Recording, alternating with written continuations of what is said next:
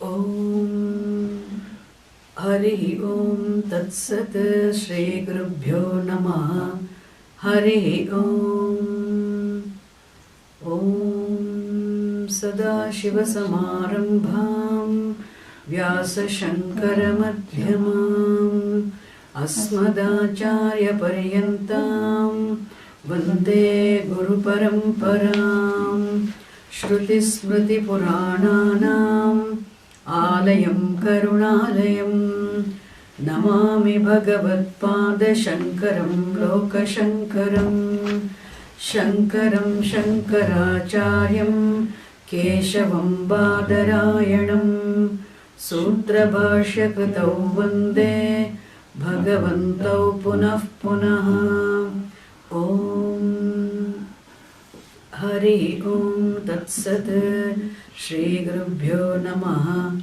Hari Om.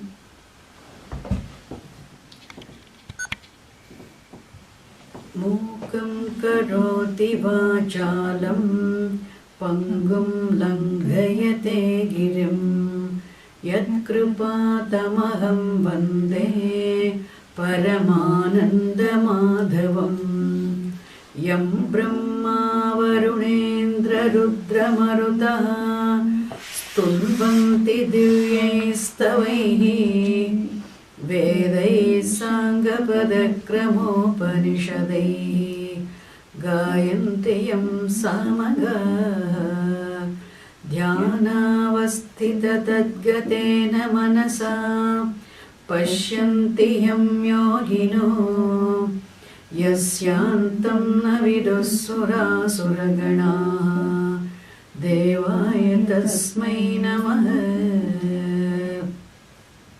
Om Shri Paramatmane namaha.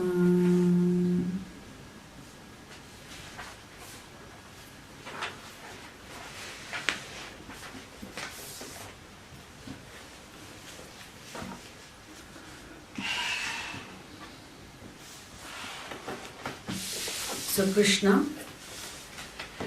the 6th chapter entitled as Dhyana Yoga or Atma Sanyama Yoga discussed the Antaranga Sadhanani, Bahiranga Sadhanani. Then in continuing his teaching, he presented earlier the process of meditation. Then from this verse 20 onwards, 20th to the 23rd verse, in these verses he is making it clear that the culmination of Ashtanga Yoga is mental absorption.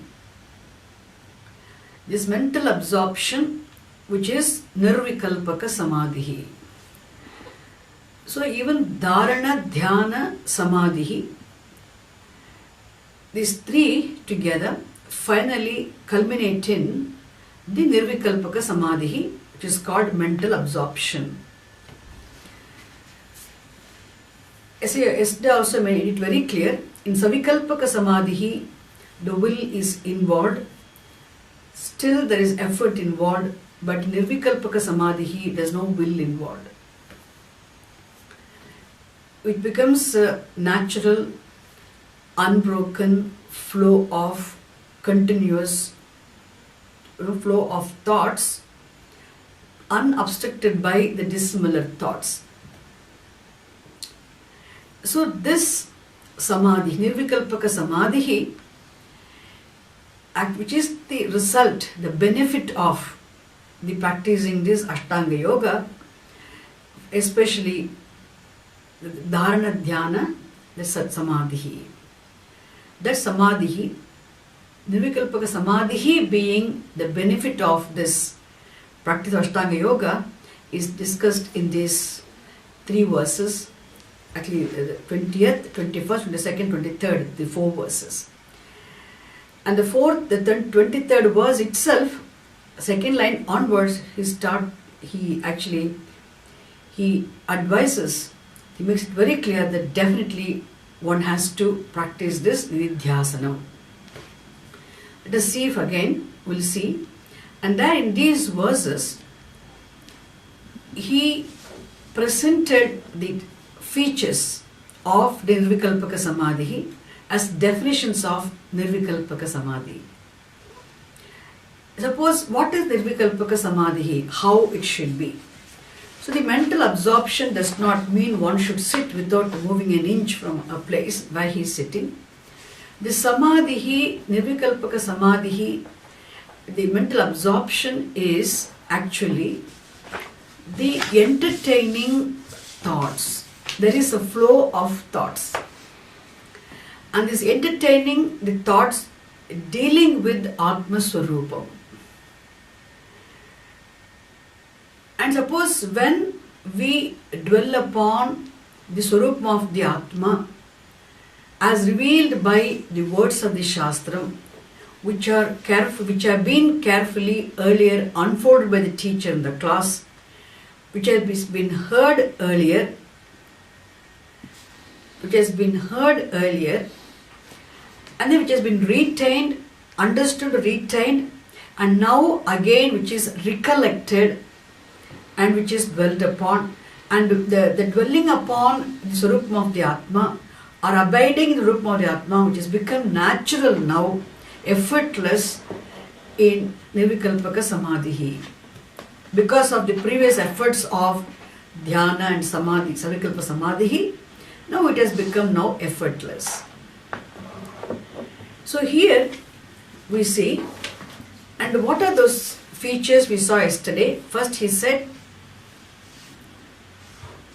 the absolute tranquility of the mind, which is not born of the tranquility of the mind, is born of the understanding of one Swarupam being the very tranquility, which is not dependent on any external situations or anything.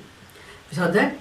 Then second, the definition he gave was the Atma Darshanam, the Atma Darshanam, and which results in the absolute contentment. The Atma Darshanam is seeing the Atma means what? I mean seeing one Swarupam being pure consciousness, which is definitely distinct from everything else, even the thoughts. And it's taking ownership of one's Swarupam being consciousness is what actually Atma Darshanam. Atma Darshanam means seeing the Atma, means seeing very clearly, doubtlessly, one's real nature being consciousness. And taking ownership of consciousness as one's real self without any doubts is called what? Atma Darshanam. This is the second feature, which is a second we can take it as second definition of the mental absorption, the Samadhi. And that such taking ownership of one's real Swarupam, consciousness as one's real Swarupam, results in what? The absolute contentment. It is Tushyati, we saw that, Toshaha. Then the third thing we saw was Adhyantikam Sukham. Adhyantikam Sukham again is what? The limitless, infinite happiness. And Krishna himself makes it very clear, which is distinct from, different from all the time-bound pleasures, states of mind, which one can have as a result of enjoyment of the desirable objects. It is different. This Adhyantikam Sukham is born of the knowledge, born of the understanding of one's Rupam being consciousness, thereby this one understanding of one's Swarupam, the consciousness, the happiness being one's own real nature. Here again, one takes ownership of the happiness as one's real nature, not as an object here, and not something, a state of mind which is there as a result of the enjoyment of objects. Isn't it? Adhyantikam Sukham. The other word we saw was the feature of samadhi is tattvataha na chalati. Tattvataha na chalati. Tattvataha na chalati means what? One remains steadfast in the vision of the truth as one's own self. One remains steadfast in the vision of the truth being consciousness. And that consciousness for him is not an object, not even a subject, which is one's own self, one's own real nature. Tattvataha na chalati means he does not lose sight of, does not slip away from the consciousness being his self, even in all his transactions. That is the most important thing.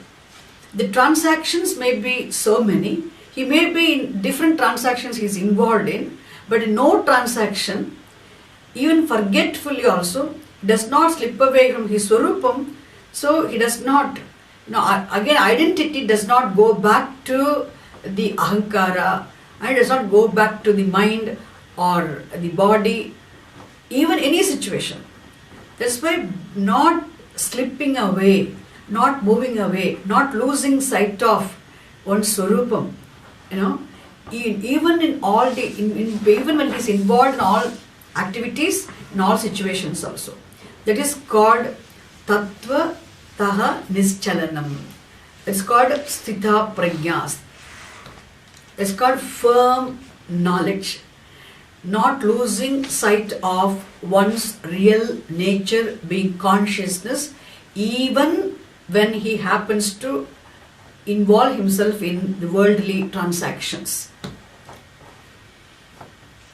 Here, suppose if we go to the circus we can see this person, there's a person who comes and do lots of gymnastics. Suppose there's a special kind of bicycles, and then which they use, and then to show their skills and to exhibit their talents in the circus. But when they're using, and they will be doing lots of things in gymnastics, but we are so scared that they might fall. But however they try, whatever the trick, however tricky the show they represents, but still the person who's involved in that job, he does not fall, nothing happens to him. And he leaves his two hands, does not hold anything, and he goes, that zigzag person and all, he does lots of things. How is it possible? Because he has trained himself, he must have trained himself for so many months or years before he comes to the show, presents the show. Initially, when he has started that practice, he might have fallen many times. But because he is constant practice, and now he is so clear, even if the practice is such that he is so clear that he does not lose the center of gravity. Whatever he does, carelessly, laughing, showing everybody, seeing everybody else, not even focusing on his cycle, he will be driving, but still doesn't fall, nothing happens to him. Why? Because he is trained well. He does not lose, he knows where his legs are, where he is, what he is doing. That's called what actually? That's called not losing sight of one's gravity. Like here also, this person who is in Nirvikalpaka Samadhi, whose mind is totally absorbed in his Swarupam being consciousness, does not lose sight of his gravity, center of gravity being what? Satchidananda Chaitanya, Satchidananda Swarupam. Does not lose sight of his Swarupam being consciousness. He is involved in so many transactions, but no transaction ever shakes him, makes him fall. Isn't it? Go away from his Swarupam. That's called what we say, Sthita Prajna, which is said in the second chapter, and here Krishna used the word Tattvataha Achalanam, Nischalanam, Tattvataha Na Chalati. Okay. Then the next one is the fourth feature over. The fifth feature, the fifth definition is adhikaha, atyantikaha labhaha. Atyantikaha labhaha, or you can say the greatest gain, or you can say greatest benefit, the most exalted of all the benefits, of all the gains one can accomplish through karma, upasanam and or any other jnana. Is what? This is one. Why? Because gaining this, one becomes free from all limitations and one has a sense of fulfillment. No other accomplishment will give a person a sense of fulfillment. This is this jnanam, atma jnanam, this sthira jnanam, the ascertained vision of his surupam being consciousness, which is of the nature of fullness. This is the only knowledge, wisdom, which alone will give him a sense of fulfillment. Therefore, there is no greater luxury, greater accomplishment than knowledge, because there is no greater luxury than reveling in fullness also. That's why this is the atyantikaha labhaha. This is also the person has.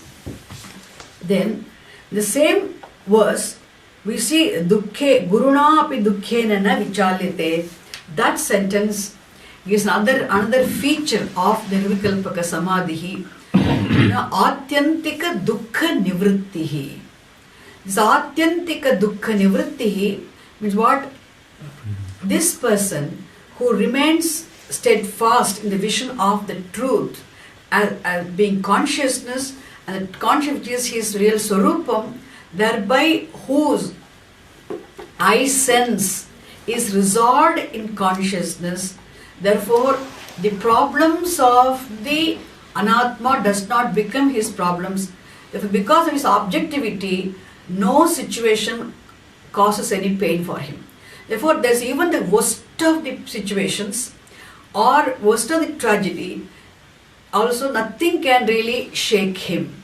There's no such a thing called grief at all for him, because he's completely, absolutely free from sorrow, because he has already taken ownership of happiness as his swarupam, fullness as his very nature of consciousness, which is his self. For him, the self is consciousness, and which is of the nature of fullness, happiness. But what is his swarupam? What is his nature? Fullness, is happiness. For such a person, dukkham is not there. Dukkham is not there. This is we understood. Then the last feature, the seventh feature we saw last class. Let's read that verse now. Tam vidya dukkha sanyoga viyogam yoga samgitam. Tam vidya dukkha sanyoga viyogam yoga samgitam. Sanischayena yoktauyaha yuschayena yoktauyaha yogo nirvinna chetasa nirvinna chetasa. If we are not pausing, we can say Sanischayena yoktauyo yogo nirvinna chetasa. Jayena yuktoyo yogo nirvinna chetasa. The last, the seventh feature, which we just touched yesterday, is what is this yoga? Now, what is this yoga, the mental absorption? What is this nirvikalpaka samadhi? He says again, dukkha sanyoga viyogaha is the seventh feature, the seventh definition.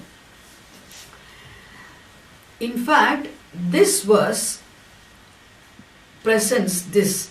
Dukkha sanyoga viyogaha is again presented as an answer for the doubt which might have been caused by the earlier verse, Atyantikam Sukham. It was said earlier, Atyantikam Sukha means the limitless happiness, the infinite happiness is one's own Swarupam, isn't it? So here, is that Sukham created? Does knowledge produce the happiness? See, the person who has the clear, doubt-free, ascertained vision of his Swarupam being consciousness, now having that vision of his Swarupam being consciousness, does it produce the happiness? Does happiness come after that vision? The question, doubt might come. It has been said, this person, he has recognized the happiness as a Swarupam, he already understood. Still the doubt might come, maybe happiness comes, moksha comes after the attainment of knowledge. Which means knowledge produces moksha. Knowledge creates that happiness. That doubt might come. Therefore, here the answer is given. What is that answer? He says, in fact, the happiness is the very Swarupam of the consciousness, because limitlessness is Swarupam of the consciousness, because fullness is Swarupam of consciousness, being full is the nature, Swarupam. Being limitless, it is the Swarupam. Being limitless is what? Actually being happy, which is a Swarupam of the consciousness. And what is consciousness? That is myself. I, the self, am consciousness. This is very clear for this person. That's why I, the self, am consciousness is very clear for him. Where the happiness is not produced, it was already there. If something is gained, it will go away again. Anything gained should go away. Therefore, the happiness cannot be gained, it must be already there. If it is already there, means not as an object, but as the very Swarupam again. See, the fire does not become hot at one particular time or in a given place. Always fire is hot, everywhere fire is hot, which means the heat of the fire is what? Unconditional. So fire is unconditionally, limitlessly hot. Always it is hot, everywhere it is hot, and then nothing, no object in the world can make the fire cold also. Similarly here, happiness is what now? It's always there, intrinsic. Similarly, the happiness also is already there. It is not even attained actually. It is not even created or produced. It's already there means, then what does the knowledge do? For that question, the answer is given here as a seventh feature of Nirvikalpaka Samadhi, the mental absorption. What is it? Dukkha Sanyoga Viyogaha. He says, the sorrow which is the Anatma Dharma. Sorrow is a state of mind, isn't it? This sorrow is superimposed upon the Atma Swarupam because of the ignorance, isn't it? So in knowledge, when the ignorance is resolved, knowledge only removes the superimposed sorrow. Knowledge does not create happiness. Knowledge only helps. Knowledge resolves. Knowledge removes the sorrow superimposed upon the Atma Swarupam.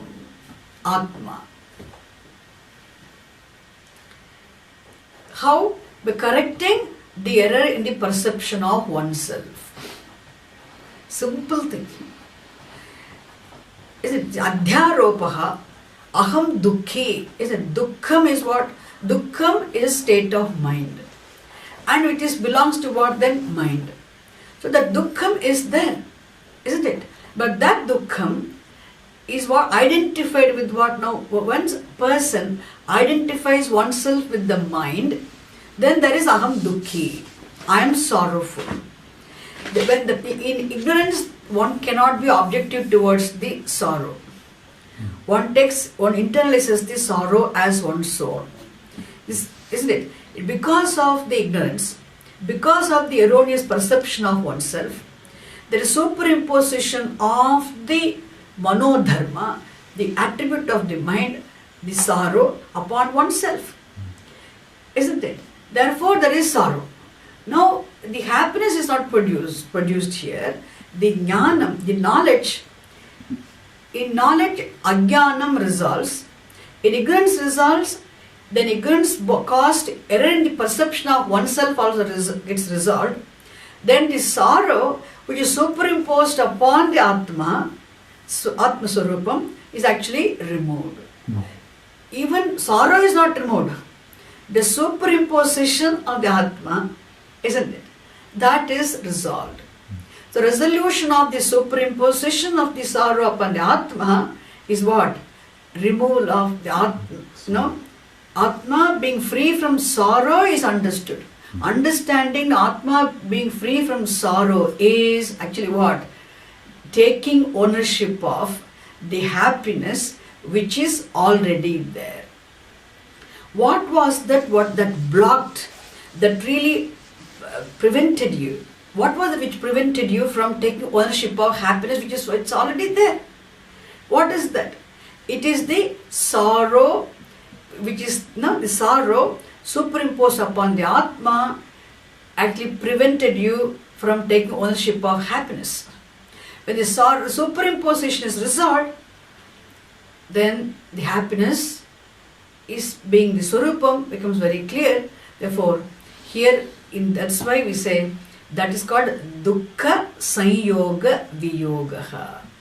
Knowledge, this knowledge helps you dissociate oneself from the association with sorrow. Okay, this dissociation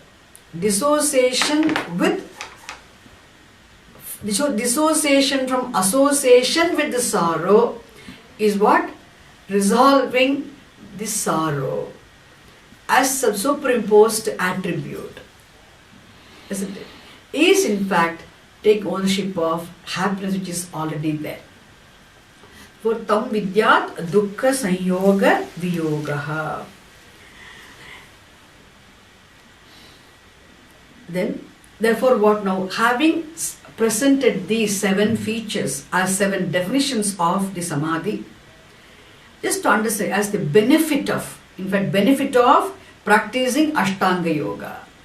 Because I already told you, Nirvikalpaka Samadhi is a culmination of the practice of Ashtanga Yoga, especially Dharana, Dhyana, Samadhi. And it is also very clear, this Nididhyasanam does not create the knowledge, does not give the knowledge, does not help us resolve the ignorance. It only, Nirvikalpaka Nididhyasanam is only for assimilating the knowledge which we have already gained through Shravanam. Therefore, he says, Saha Yogaha Nischayena Yoktavyaha. That yoga must be definitely practiced. What yoga here? So the Ashtanga Yoga means what here? The Nididhyasanam, this meditation must be definitely, choicelessly practiced. Why contemplation is important here? He emphasizes contemplation is a must. Nischayena yoktavyaha.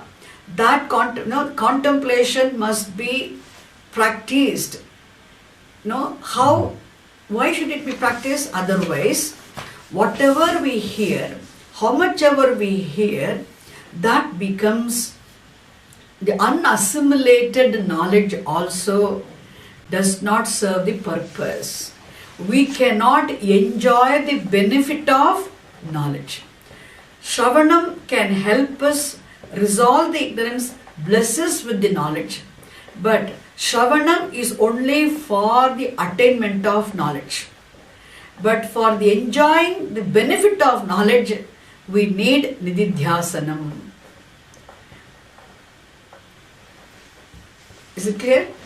What do we need contemplation for? Contemplation is not for resolving the ignorance.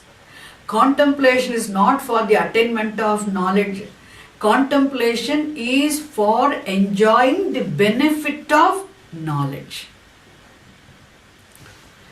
If you want to enjoy the benefit, then we must practice contemplation. One must dwell upon one's own Swarupam. That's why what is to be understood here is, what should be remembered here is, that is, Shravanam is a must. Shravanam is a must means what? One must have done this Shravanam. A Vedantic student who has done this Shravanam has gone through systematic study of Vedanta Shastram under the guidance of a competent teacher for a length of time, who has understood the teaching very clearly. He alone can contemplate. He alone can dwell upon the Atma Swarupam, because here meditation is not objective meditation, the very subjective meditation, because here meditation is what? Meditation is of the Swarupam of the very meditator. Therefore, one should know one's Swarupam very clearly. Only then one can dwell upon the Swarupam. So, Saha Nischayena Yoktavyaha means this very statement emphasizes what? One must have done Shravanam, one must have got one's ignorance resolved, one must have understood one's Swarupam being consciousness very clearly, doubtlessly. Then one must repeatedly dwell upon that Swarupam. Then repeatedly, then abide in one's Swarupam. That's the only way one can enjoy the benefit of the knowledge. That's why how one should do it? Anirvinna Chetasa. Anirvinna Chetasa means with the Chetas means mind, with the mind. What should you use to meditate? Because when the very word meditation implies what? Manasa Vyaparaha, isn't it? Manasa Vyaparaha, mental activity. You physically don't need to do anything here. Orally don't need to do anything here. Your mind alone should be involved here. That is why Chetasa, but with which mind? Not the mind without any interest, or with disinterested mind, or frustrated mind. Without any frustration, without any dejection, without how long should there be contact, without any, with any disinterest, with highly enthusiastic, serious, isn't it? Mind, with highly optimistic with the mind, one should practice this meditation. Anirvinna Chetasa. Saha Yogaha Nischayena Yoktavyaha. Definitely it must be practiced. Yogaha Yoktavyaha means that Atma Dhyanam must be practiced to enjoy the benefit of meditation. This is definitely Krishna's very, very emphatic advice. Emphatic advice, really to the students.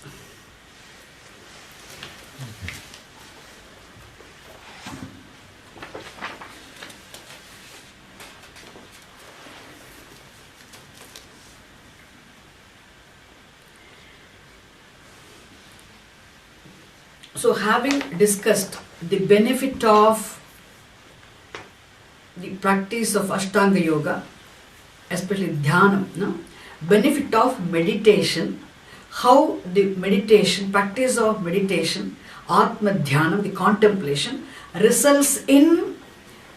culminates in the Nirvikalpaka Samadhi. Having discussed that, again Krishna is not satisfied with what he has taught, and he really wants to teach us how we should contemplate, how we should do the Nididhyasanam, which means again he wants to reinforce the teaching, isn't it? How meditation should be practiced. Here meditation is not objective meditation, it it is subjective meditation. It is not just the upasanam, it is nididhyasanam. It is not anatma dhyanam, it is not saguna brahma dhyanam, it is atma swarupa anusandhanam. Swarupa anusandhanam. And this swarupam one must have already understood, isn't it? Through Shravanam. Repeatedly we have to know this fact. Remember this fact. Now, how should I practice contemplation? How I can do Atma Dhyanam, Atma Swarupa Anusandhanam? How I can repeatedly, how I can be successful in that? He says here, first what we should do, he says now.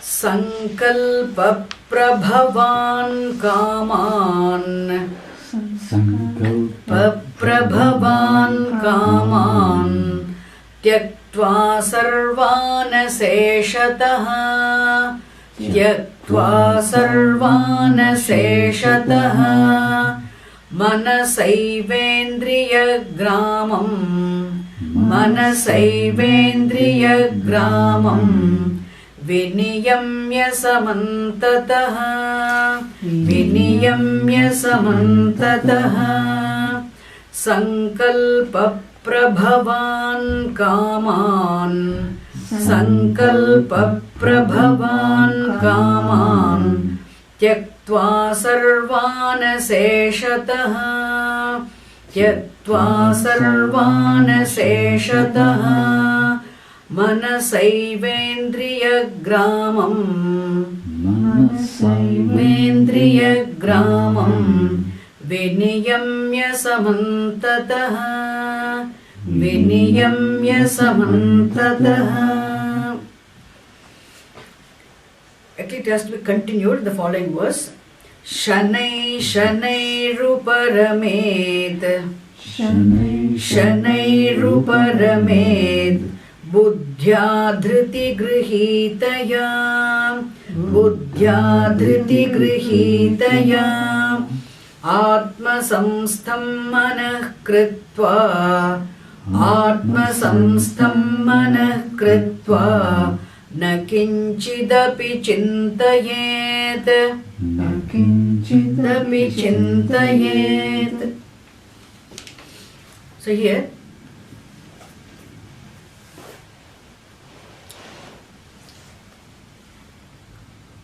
Kaman Sarvan Aseshataha Tyaktva,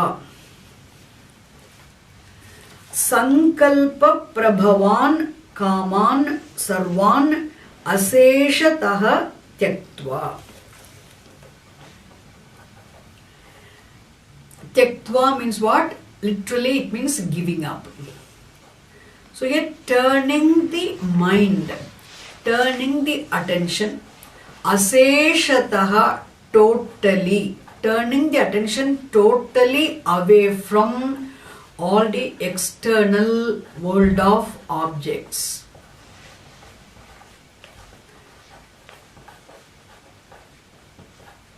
Turning the external world of objects, turning the attention away from the external world of objects means totally, aseshataha, completely. So at least when you want to dwell upon your Swarupam, which you have clearly understood through Shravanam in the class, and now there is a time, now you want to focus attention on what you have already understood, you want to relive the teaching now, so which means your mind cannot be scattered all over, isn't it? See, definitely mind is, in spite of having done the Shravanam, in spite of having understood also, it is very natural for the mind to be diverted, to be distracted, to be scattered, isn't it? Therefore, here the asesh tyaktva means what now? Turning the attention, the scattered attention, collecting it, bringing the attention together, bringing it back together. So turning attention away totally from all the objects, external world of objects. Which means what? Anatma prapancha. Aseshataha. Sarvan kaman aseshataha tyaktva. Means turn the attention away from the world. Anatma means here what now? Even the body. And take attention even from the body to the mind. Even from the mind also. Understand? So which means those objects here, you have to understand one more thing. Sankalpa prabhavaha. So sankalpa prabhavaha means what? What is sankalpa here? No? Not even entertaining the thoughts. See, turning the attention away from the world of objects means not paying attention to the objects. Not paying attention to the objects means what? Not entertaining thoughts dealing with those objects. Is it clear? Not entertaining thoughts pertaining to the external world of objects is what? Not paying attention. This is called what? Turning the attention away from the objects. Aseshataha, entirely, totally, completely turning the attention from sarvan kaman aseshataha tyaktva. Isn't it? The sankalpa prabhavan, which means when the attention is not paid, that object is not there for you. This is called turning the mind away from the objects. Any object enjoys existence only if you pay attention to it. That's called what? Aseshataha tyaktva. So sankalpa prabhaha means actually not even allowing, because thoughts do arise, you cannot prevent the thoughts from rising. Because what say do you have? You have no say over the rising of your thoughts. Thoughts do rise. There are certain thoughts which you have say over, certain thoughts which don't have any say at all. The thoughts rise, actually in the very beginning itself, just not paying attention to the very thought itself. The thought dealing with the object might rise, but you don't pay attention to the very thought. It's called what now? Sankalpa. See, the thought which rises, when it is encouraged by me, that becomes what? That's called sankalpa. The thought which has the encouraged, which encouraged by me is called sankalpa. The thought which rises, which is not encouraged, which doesn't have my support, my involvement, it is what? Unencouraged, unsupported thought becomes what? A weak thought. A thought becomes strong only if it is encouraged and supported, if my involvement is there with the thought. Therefore, the thoughts do rise. But thoughts, when they rise, they are very weak thoughts. They are not strong. Only one thought alone rises. That thought does not become really a strong thought. In fact, if we ask me, suppose we have all these different emotions such as hatred. So hatred, suddenly one thought does not rise and become a hatred, isn't it? Always the hatred, the anger, the jealousy, even the strong likes and strong dislikes or desires, they're all actually built up thoughts. Built up.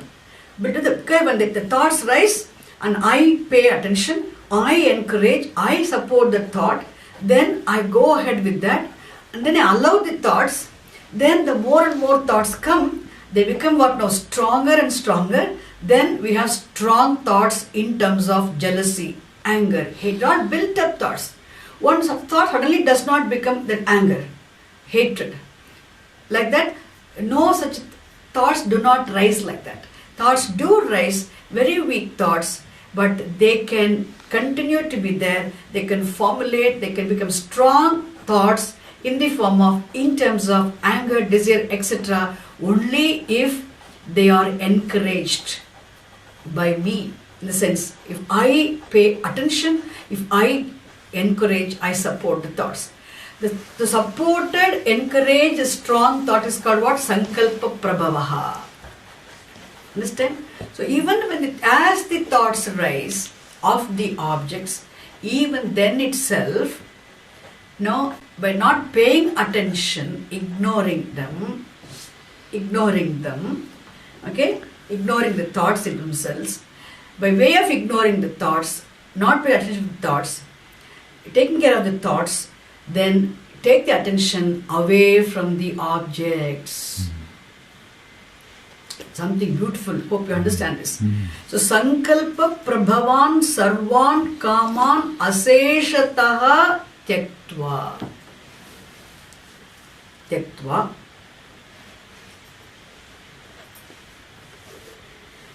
See, so Sarve Kamaha Sankalpa Prabhavaha, isn't it?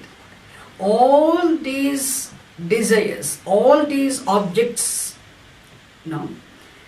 desires actually, for the objects of the world also, is what now? Sankalpa Prabhavaha, encouraged, the thoughts encouraged by oneself alone become strong thoughts.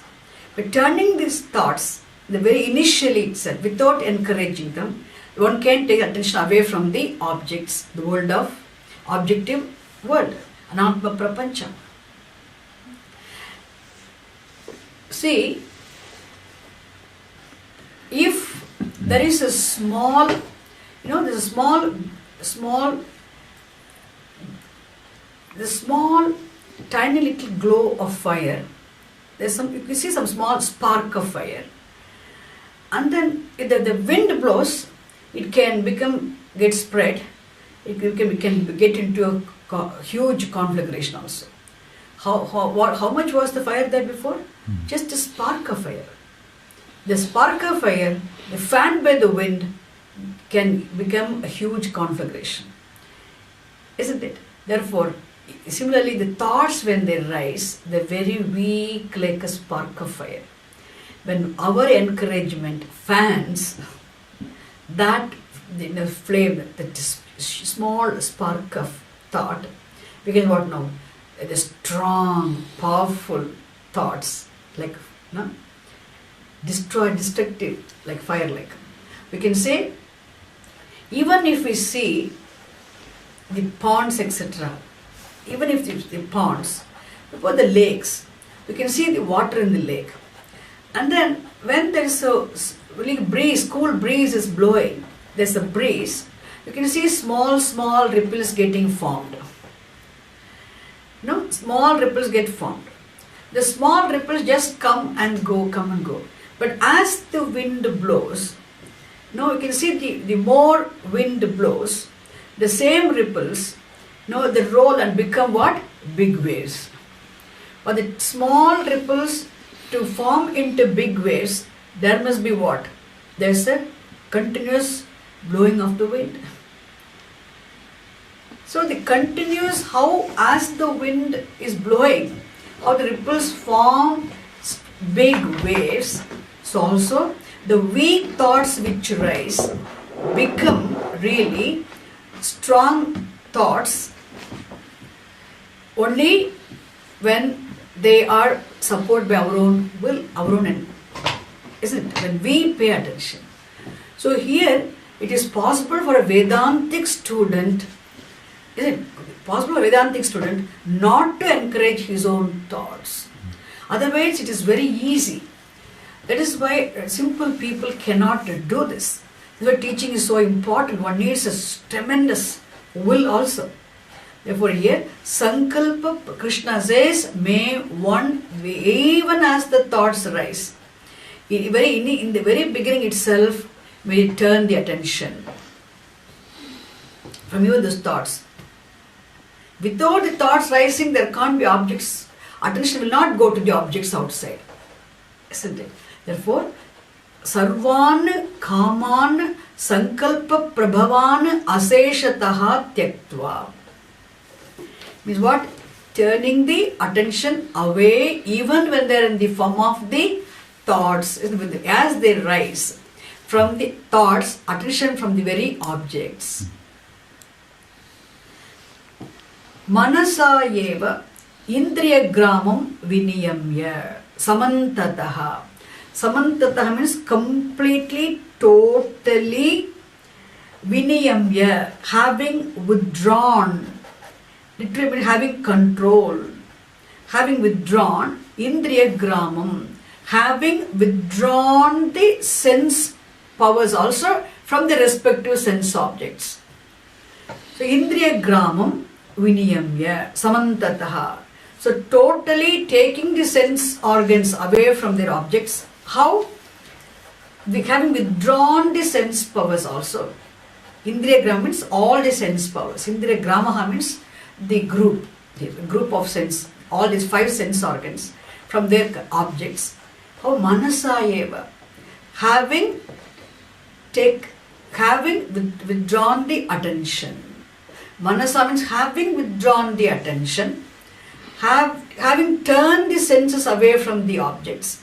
First withdraw the attention, turn the attention away, and the senses also become withdrawn from the objects. There is no way of withdrawing the senses from the objects without turning attention away from the objects. So turn the attention away from the objects, thereby turn the sense organs also from their objects.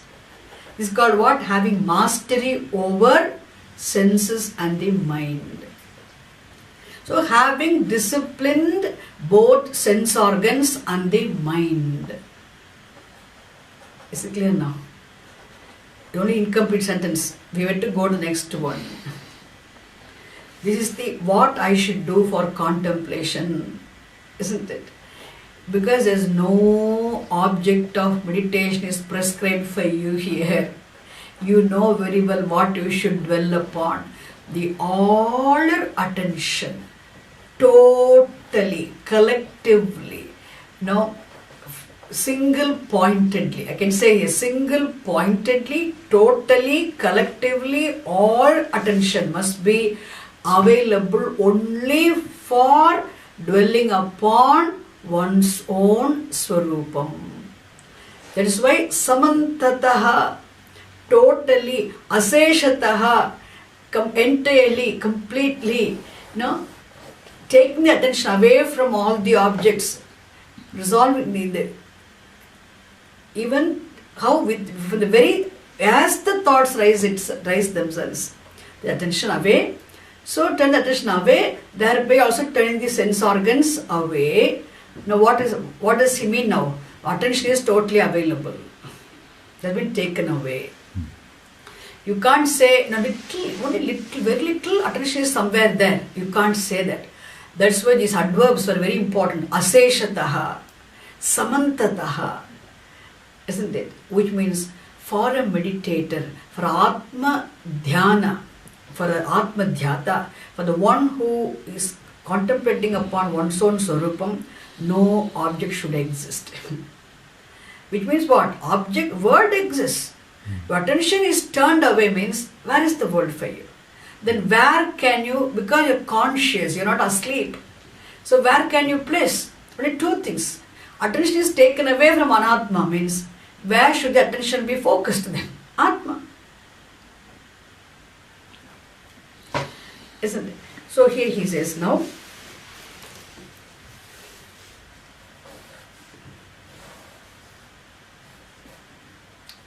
Shanaihi uparamet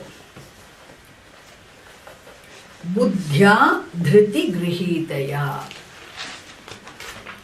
Shanaihi uparamet means what? The Shanaihi, again indeclinable word here, which means what of Shanaihi? Gradually. Gradually means what? Not immediately, quickly, in a hurry. Now, how one's attention should be taken to the one Swarupam. The attention is taken away from Anatma. Objects means immediately attention has been taken away, but even after taking the attention away from the objects also, one should gradually only take the attention to the Atma. Not immediately. The Shanehi Uparamet means, may one gradually abide, is it? May one withdraw, abide in one's mind, Uparamet. So what he says is, see, we have to shift the attention from the grossest, the inert material world of objects to the subtlest Atma, the consciousness. Isn't it? The attention has to be taken from where? From the Anatma to Atma. But the grossest to the subtlest. When you have to shift, because you are going to abide there, the mind has to abide, dwell there means it has to be taken gradually. Shanehi. Suppose if there is a room upstairs and you are sitting here, and then suppose if you know how to, you are an expert in long jumping, you always want many medals and then prizes. So you have one small, long, become stick and hold on to one thing and then just jump and go. You can't do that. Even though you are a champion in long jump and then high jump and all that, when you come home, you don't go to upstairs in one jump. It's like Trivikram Avatara, you can't do that. What you need to do is, there is something called staircase. You can run fast in steps, but still you have to go step by step, go to the room. If you're in a hurry, if you jump, you will fall and break, you will cause damage to your own body and also to the staircase. You will break also. That's why we always go carefully. Similarly here also, when you have to bring your attention from the grossest universe, material universe to the subtlest Atma, the consciousness, also you have to gradually, step by step, bring the attention. That is why we say what? To do this, it's called what now? Atma Swarupa Vicharaha, which you have already done in Shravanam, that you have to do it here. Atma Swarupa Vichara, how do we do now? Swarupa Vichara, no? Here, this Atma Swarupa Vichara, through Panchakosha Prakriya, Avastatraya Prakriya, Driktrisheveka Prakriya, you have understood already that you are redoing it here. Shanehi, gradually. Now your attention is not in any objects, attention is in the teaching. What is the teaching here? The teaching looks at the whole, everything else as Anatma here. Anatma involves what now? The three factors which constitute the Anatma. The external world of objects. The entire external world of objects is Anatma, one. Then you come to your own physical body, then your mind. So one's own mind, one's own physical body, and rest of the entire external world of objects. These three factors constitute Anatma. Anatma Prapancha. So here you start with the external world. Isn't it? So you really see the external world of objects. Everything in this external world is what now? Material, elemental. And everything is subject to change. Nothing is permanent here. Because already studied the nature of the Anatma, nature of the matter. Because everything being inert material product here, no object is going to be there permanently. So that is the nature. So relying upon any object for my security, for my happiness, for my fulfillment also, it'll be like leaning on something which is not really there. Thinking there's a chair, if I go to sit, there's no chair there.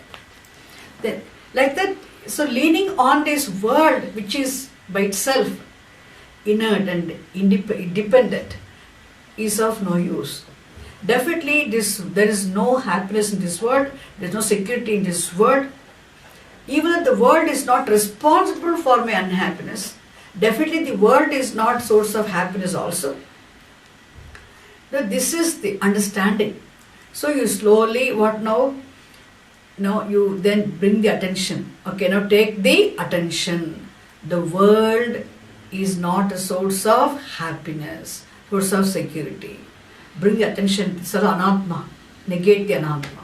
Then come to, this is seeing, then come to the shariram.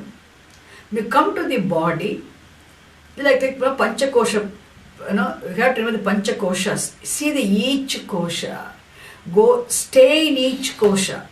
Analyze, understand, remember what this annamaya kosha is, what this physical body is called shanaihi. Okay?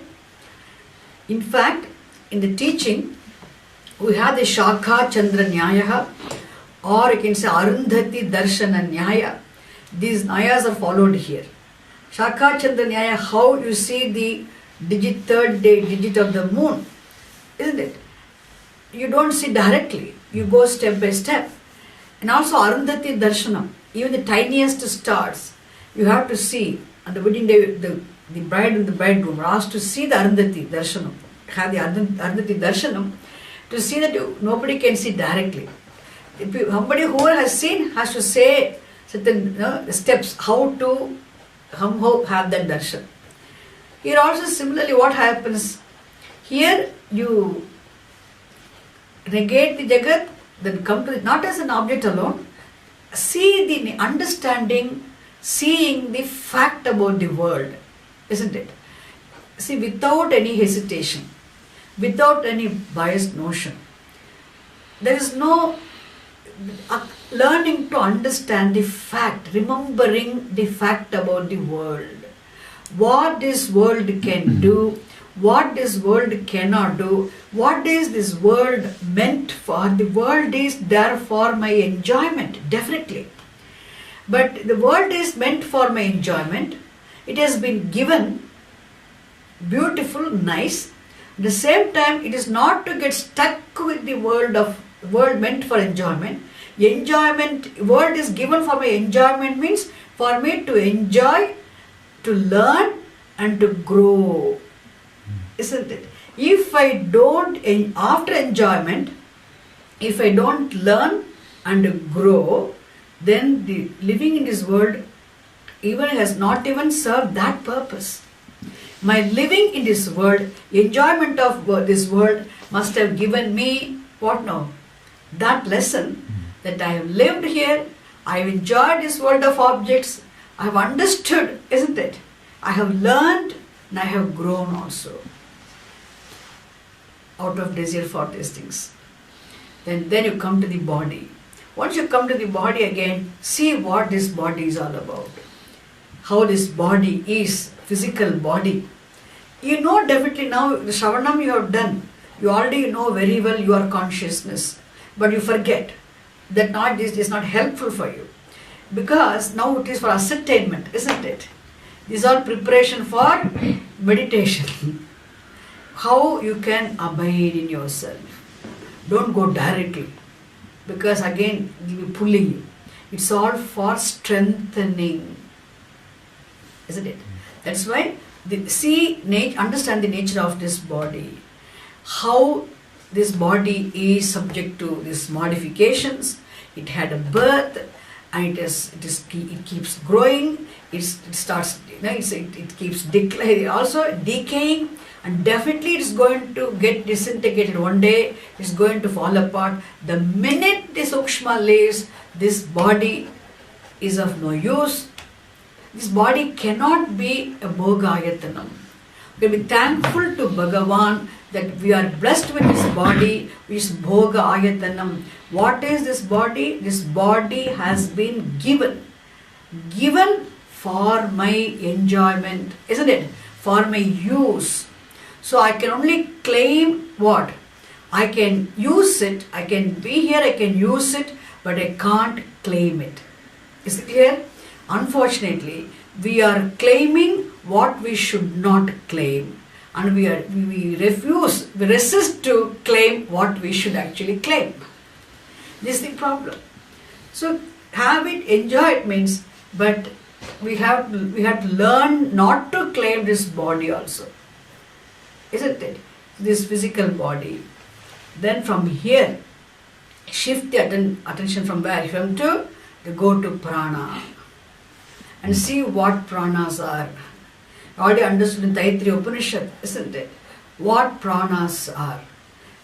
It's a beautiful thing. All the functions are so beautiful, because of which I am able to be in this body, survive here, enjoy the energy. Isn't all that I need for enjoyment? The energy I need for enjoyment because of these functions. So then go from prana to manomaya. See what this mind is all about. Then go from there to vijnanamaya. Go from there to even anandamaya. I'm not going to do that now here. I'm just telling you here. Then when the body comes also, immediately what happens? When you come to the body and all the objects, the people, the things, the places associated with the body may come and distract us. The people, a husband, our wife, our children, our relatives, our friends, immediately mind may go. Suppose if I am not there, what will they do? How will they survive? See, doing a duty with concern is different. But thinking that without me, they cannot survive. I had to be there forever. Isn't it? Really speaking, without our support, without our help, we can do a duty, that's a good thing. But still, without me, what will they do? How will they live their lives? That is something our fancy thinking, really speaking, that's not true. So, all those things will come. And here, what should we do? This also understand again of the world also. Okay, from the world, this is my own body. This from here again, understand this body. It is being given to me for my use as an abode of enjoyment. I can use it, but I can't claim it. I can't take it. Isn't it? It's mine. Because there is strong mamakaraha. There is ahankaraha. Essence, I sense, my sense. Adhyatma Vidya is there. I am the body is there. And then this my body is also there. Where is mine? Which is yours? Isn't it? Or you can say, no, he is mine, she is mine, I am yours, you are mine, this is mine, they are ours. Isn't it? This I sense, my sense, aham bhavaha, mamakaraha, ahankaraha, mamakaraha. And then this is deha, because of the Adhyatma Vidya, isn't it? It's all, really speaking, nothing we own here, including our body. So we are given here, we are blessed to enjoy this body. We are blessed with this body for our enjoyment. Minus this body, there is no enjoyment, there is no life. Therefore, we can be thankful to Bhagavan in the form of law and order. This actually, we can say what? Everything belongs to Bhagavan. When we ourselves belong to Bhagavan. Only in Jnana we can say what? There is no belonging to Bhagavan. Everything I am Bhagavan, we can say later on. But till then, this fact also must be understood. In relative context, what? Everything, if at all, I can say, I have any sambandha only with Paramatma. And later on, there is no sambandha also. You have to solve sambandha with Bhagavan also. Initially you say that. Because nothing I can really own as mine, to be frank. Even body you cannot say it is mine. It is given to you for use. It is given to me by Bhagavan. It's Bhagavan's blessing. That's different. If it is my body means that's mamakara. That is why No, Rataji, we said this is causing any pain to the your own physical body is also papam. Not only causing pain to other living beings, causing pain to your own physical body, my own physical, that's why committing a suicide is a papam. This body which has been given to you, even though it is your own body, still if you cause pain to yourself, it's a papam. In my body, no, it's not your body. Let me pinch my body or hit my body or suppose burn my body. You say it is a papa karma because it is not your possession. Understand? It is been given to you to maintain it. Maintain well, enjoy it, and then quit and go. Understand? This must be, this God what now? This is the body. And then people, things connected to associated with this body also what? If this body itself doesn't belong to me, means what about the other people? What say do we have over anything here? Understand? It's very, very important.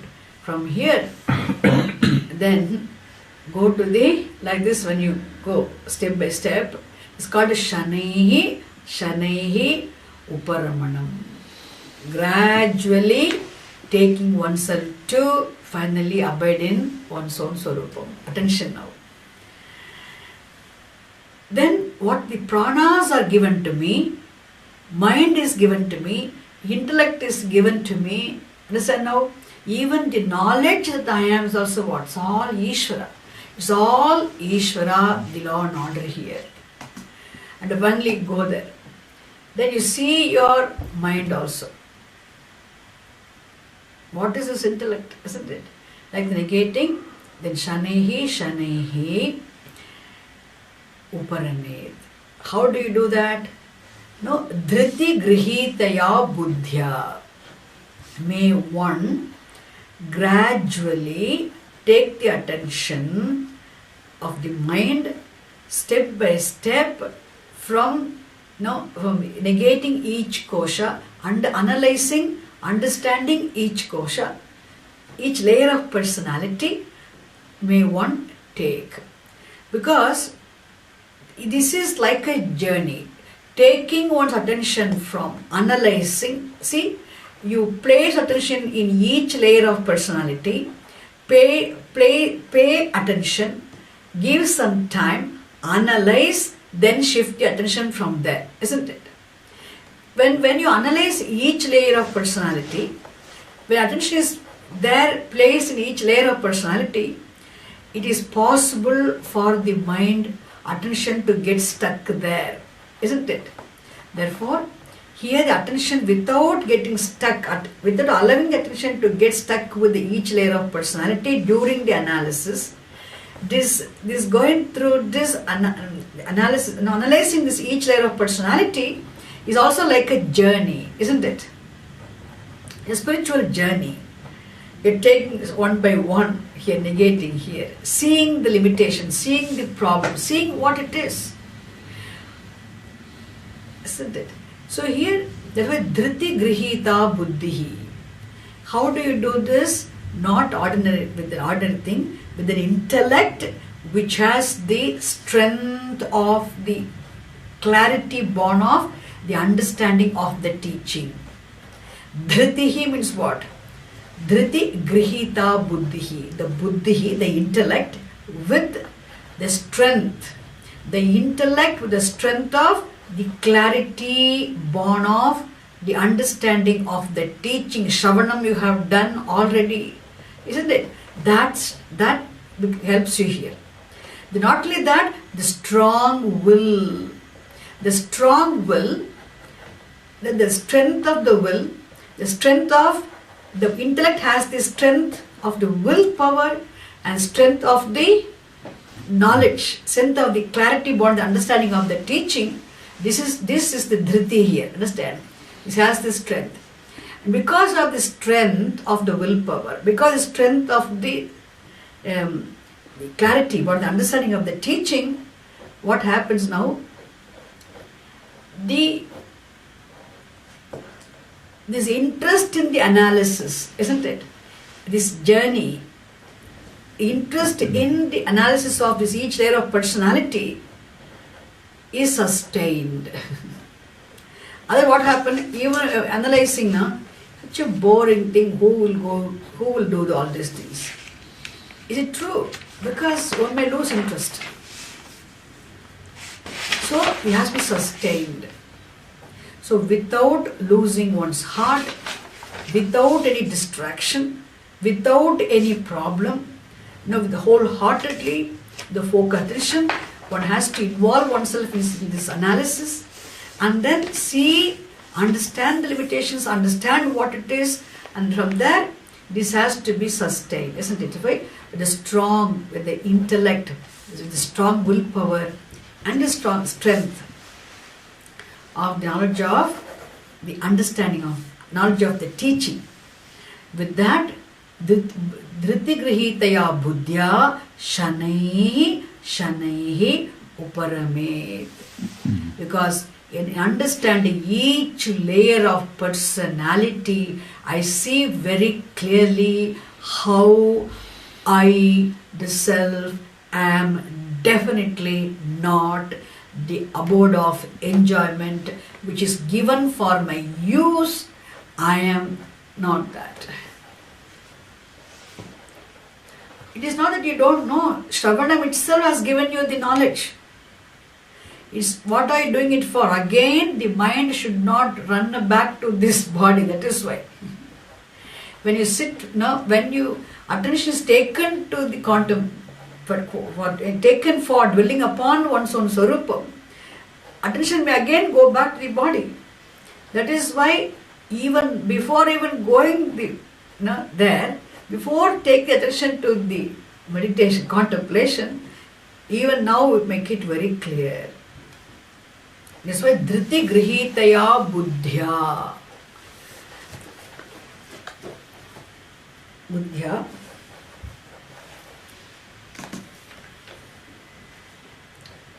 Atma samstham manaha karanam. Manaha kritva. Now finally what should you do? Having shifted the attention, gradually, properly, thoroughly analyzing each layer of, isn't it, the personality, finally the higher personality, the real person. Take the attention to Atma, the all-pervasive, only reality obtaining as the truth of in the innermost essence of every being, which is the very self, which is the actually I, substance of the substantive I. Atma samstham manaha kritva. So placing the attention in the mind, Atma Swarupam. Atma samstham manaha means what now? The mind, attention which has been placed in the Atma Swarupam. And which mind now? Manaha kritva. Is it clear now? Atma samstham manaha karana means what? Abiding in one's own Swarupam.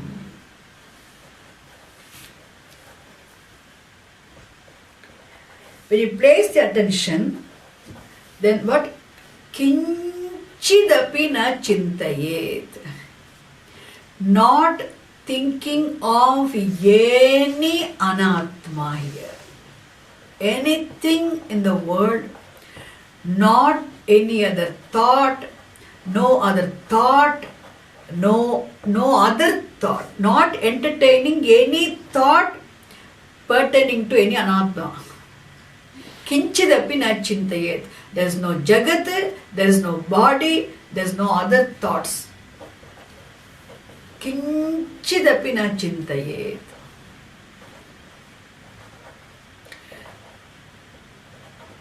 Understand? So what is given for my use? Why should, if you understand, somebody gives you something for using. Suppose somebody gives you, suppose your car is broken. Somebody comes and gives the car to you. Okay, please, you are my friend.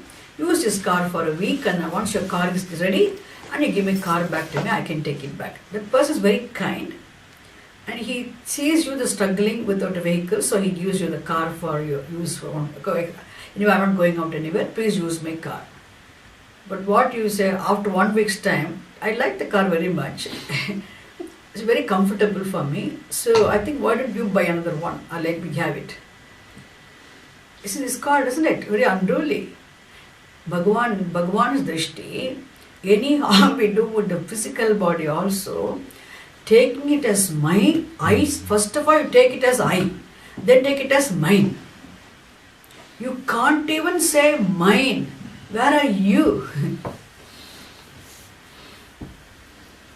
Understand? And this is what?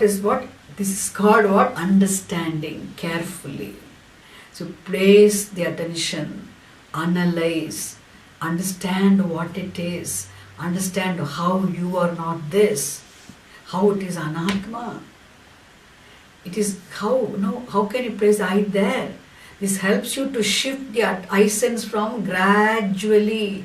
Don't quickly drag it.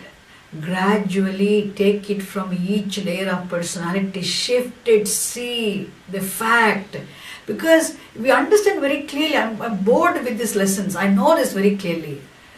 If you know me, then there should be here, it must reflect. I understood I know I'm not the body. But how is the behavior? The behavior which reflects in our day-to-day life is like as though we are the body, we are the pranas. That is why here is what, because you simply say you know, but it has not been assimilated. In assimilation means if it has been assimilated, it's not mere, you have not merely collected the information, collected the data, understand? The collection of information itself is not our aim. Shravanam has helped you collect all the information you need, but collected information should contribute for what? The transformation of personality through the confirmation of the information, isn't it? The information you have collected must have the confirmation. Then it should result in the transformation of personality. But here the personality is not transformed because it seems the information you have collected is still not confirmed for you. Isn't it? That is why Shanaihi Uparamanam. Understand? Why Shanaihi? Don't jump. Don't be in a hurry. Don't say I know. I done Shravanam, I know. See, we get tired of listening. How many times do you say, we know this, please go to something else. Something else, what do you want? That's why, in fact, you don't need too many Upanishads. One Upanishad is enough. One Upanishad understood, take it seriously what the Shastra says. Has the teaching sunk in or not? Even Swamiji gave this example one day. It seems, Chinmayananda used to say, it seems. I have gone through many Upanishads. And Chinmayananda used to ask, it seems, how many Upanishads have gone through you? I heard Swamiji telling this. As an example in his talks. Why I'm saying here is not that we need to study so many Upanishads also. Which means this is a fact which you have understood means it should reflect in our day-to-day life. In all of our situation when we face. Which means the information has been gathered, but we don't know whether it has been confirmed. There's a confirmation. If there is a confirmation of the information, there must have been transformation of the personality, which is not there. Therefore, Shanaihi Uparamet. What you have understood, now slowly, gradually, because during Shravanam, you have eaten fast, like a cow, has eaten the grass, and it has to chew the cud, isn't it? And you have to bring it back, chew it slowly, using all its saliva. Like that, you also need the chewing so that it becomes digested. So how much food you eat is not important, how much you're able to, your intestines are able to absorb and digest and absorb is more important. Isn't it? You have eaten a lot of food because of some problem in the tummy, nothing gets digested and absorbed, it all goes to the other hole, means it's all wasted. You'll be weak, you are not strong.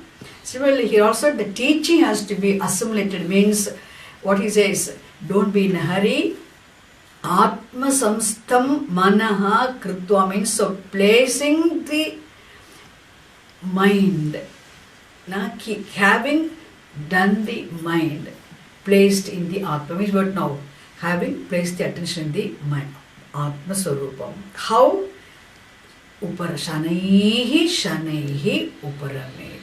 You bring the attention from all the objects, place the attention in the Atma Swarupam, then now gradually you bring it. Dhriti grihitaya buddhya.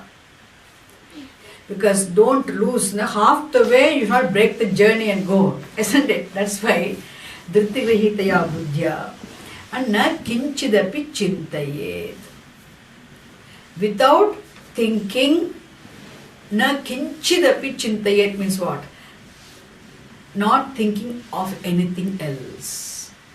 Now what is the only object of your dwelling? Atma Swarupam. How have you come to this? Having clear, slowly, gradually taken, analyzing the world, understanding the world as an external object, coming to the body, even seeing the body as not even I, not even mine. Now I resolve the I sense and my sense in the body. Isn't it? I've shifted the my sense also, no, not just the I sense. Shifted the my sense also. It is all Bhagavan's, it's all Ishvara's. Like that, you shifted the my sense, not even in the body, in external world, my sense, the sense of possession also, the possessiveness also I have shifted now. Nothing I can claim here as mine. Not even your body. Think of them possessing your children, being possessive of our children. We're doing our duties with concern is different from being obsessed with notions that without me they cannot survive. Isn't it? That is something. That's what manaha kritva nakinchidapi chintayet. Okay. Then what happens? When the mind now is, attention is now paid in the placed in the Atma Swarupam, then you dwell upon the Atma Swarupam. How? Like understanding this, I self am pure consciousness, aham chit swarupaha, Chaitanyam, which is the very existence of everything here, and which is of the nature of limitlessness, fullness. And this dwelling, this is, then we go to different features also of the Atma, which you've already understood through Shravanam. Isn't it? Therefore, the attention of the mind can be changed. Thoughts can be changed from one feature of the Atma to another feature of the Atma, but it cannot change from Atma to Anatma, isn't it?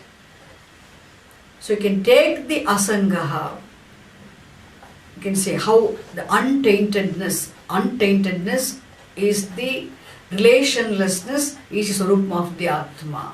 Or all pervasiveness is the Swarupam of the Atma. A timelessness being the Swarupam of the Atma. And formlessness being the Swarupam of the Atma. Changelessness being the Swarupam of the Atma. Like that, how Atma is Nityaha, Shuddhaha, Nirvikaraha, Niranjanaha, Advayaha, Ekaha. Like this, then seeing the meaning of the words, seeing the nature of oneself as revealed by the words of the Shastra, unfolded by the teacher during this Shravanam. This is called what? Atma samstam manaha krutva.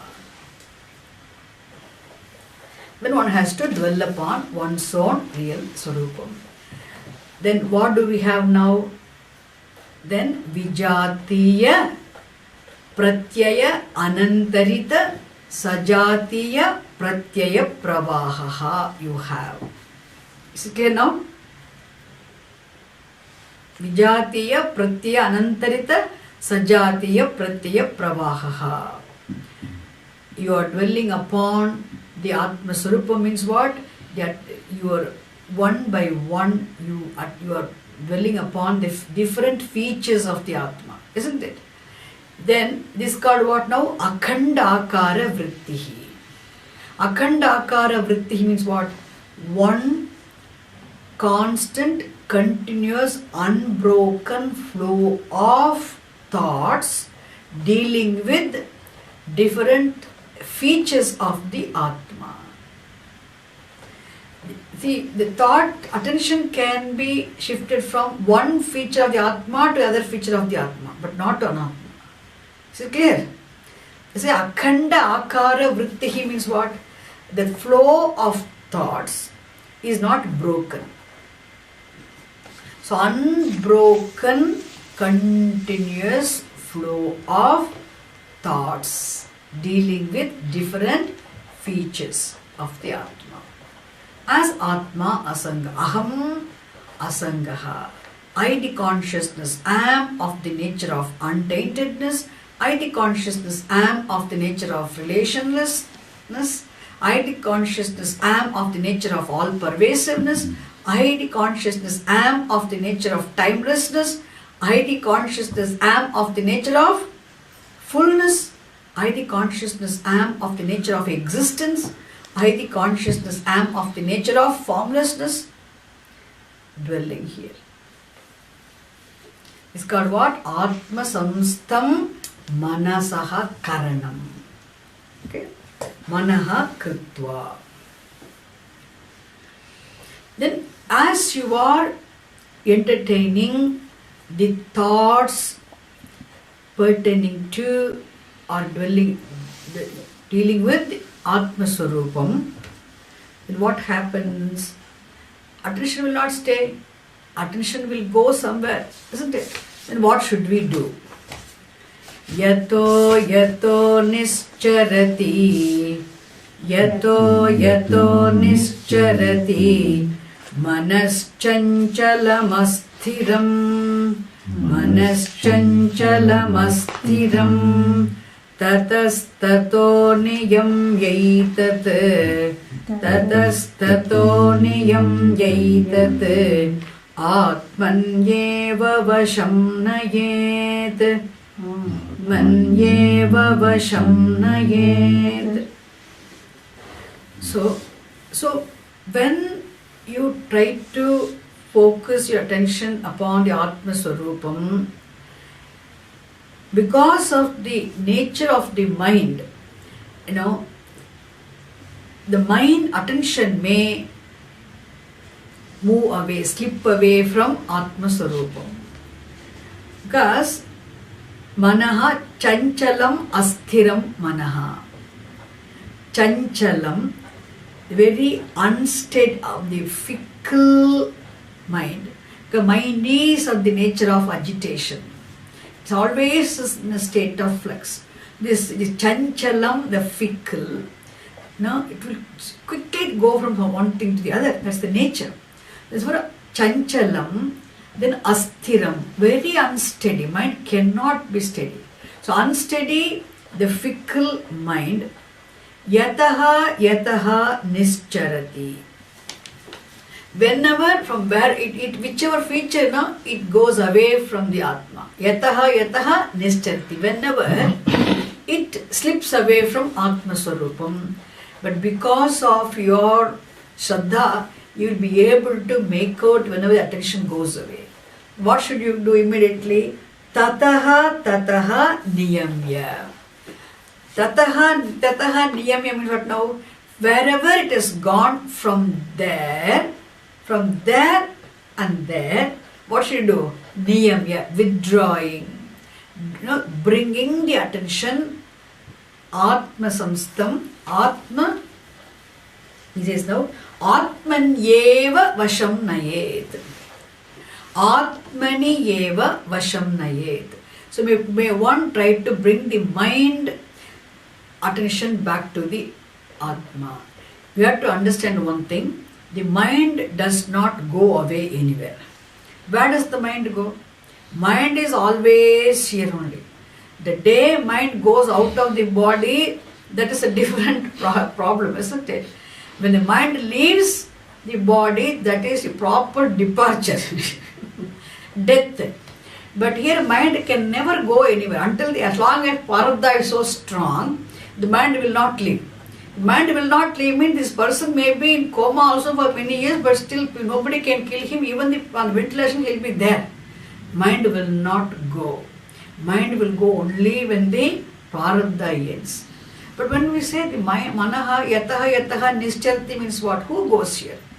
The attention of the mind, the thought, as we entertain, the other thought can come dealing with some other object. Now, this is Vijatiya Pratyayas can arise. Vijatiya Pratyaya means what? The thoughts dealing with dissimilar thoughts, the thoughts dealing with other things, anything other than Atma may come suddenly. Because, isn't it? That's called what we say, Yataha nischarati. Not the mind does not go.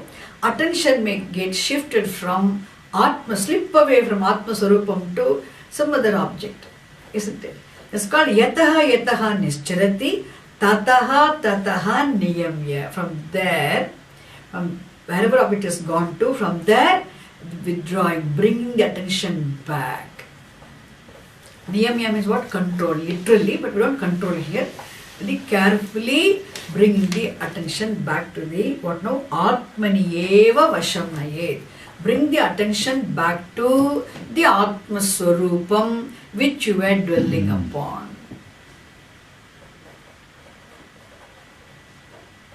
Atman eva vasham nayet. Is it clear? So I think an important verse follows, which we'll see tomorrow morning. That's why you have to remember very clearly. I used in the class.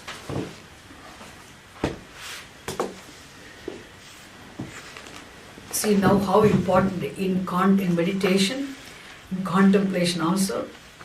For it, actually, we need to entertain thoughts. We never think of having a thoughtless mind. Absolutely, a thoughtless mind is, thoughtless, absolute thoughtlessness is called Andha Samadhi, Jada Samadhi. Understand? But we are aiming for Sahaja Samadhi. Sahaja Samadhi means what? All the time, not losing sight of our Swarupam. Even when we are involved in all the transactions. It means with objectivity. That's called a Sahaja Samadhi. Is it clear? So we'll see. We'll continue tomorrow. Anyway, I will repeat these different words in the next class. Om Purnamadav Purnamidam Purnat Purnamudachyate Purnasya Purnamadaya Purnameva Vasishyate. Om Shanti Shanti Shanti. Hari Om Tatsat Shri Rubhyo Namaha. Hari Om. Sorry for the delay today, because of some problem we couldn't start as we planned.